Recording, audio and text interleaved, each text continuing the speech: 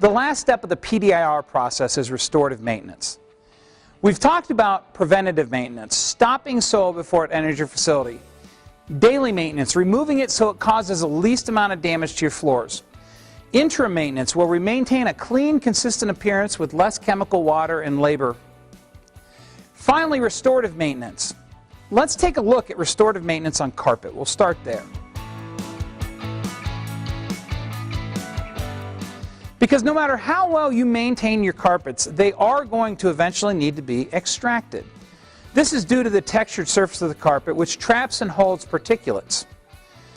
Extraction removes those particulates and returns the carpet as close as possible to a like-new appearance. When extracting carpet, you need to employ the 5 principles of cleaning. The 5 principles of cleaning are dry soil removal, soil suspension, extraction, grooming, and drying.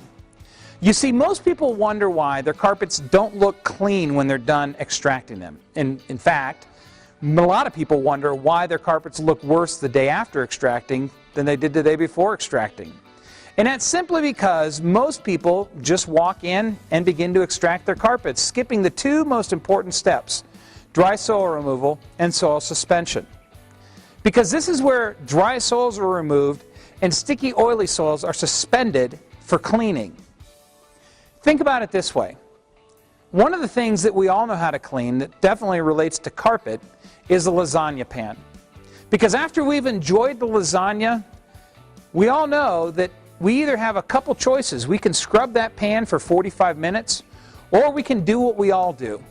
Set that pan in the sink, put a little dish soap and hot water, and let it sit overnight.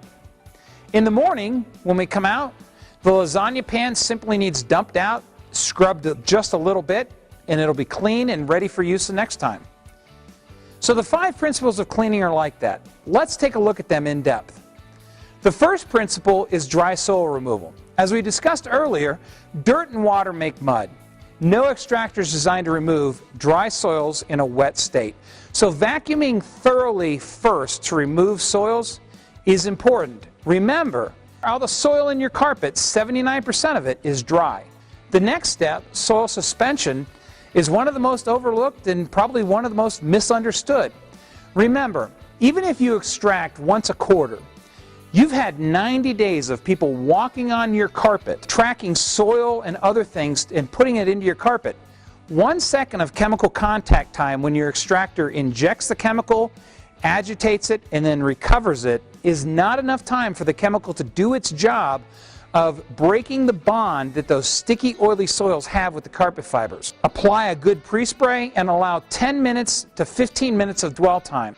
And then employ the 4 principles of soil suspension, which are time, allowing the chemicals to have time to work, agitating, taking a dual cylindrical machine like an iCapsule or an iCapsule Deluxe and agitating the pre-spray in makes it more effective.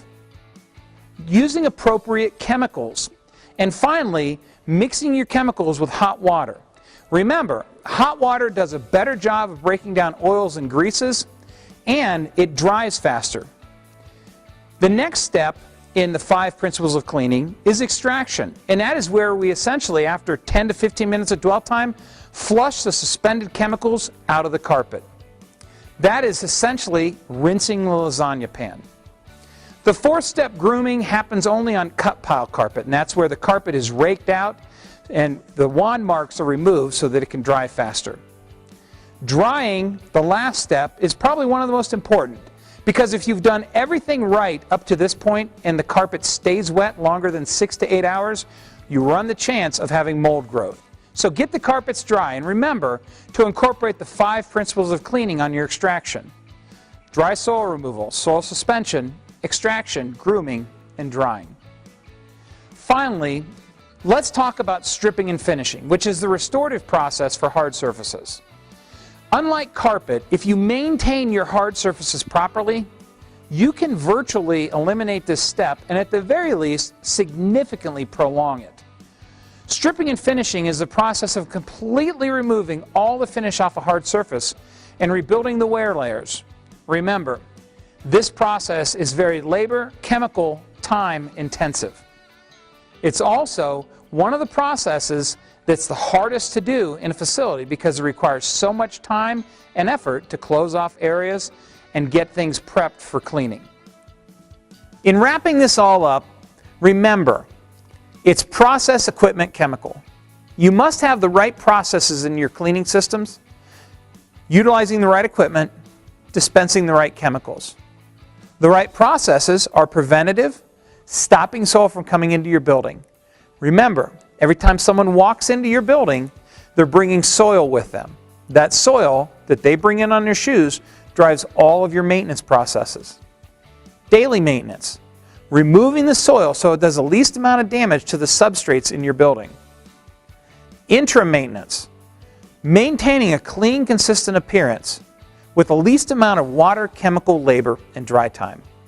And finally, restorative maintenance, making sure that we have the healthiest environment by cleaning the surfaces thoroughly. So there you have it. You now know everything that you need to know to implement your own PDIR program.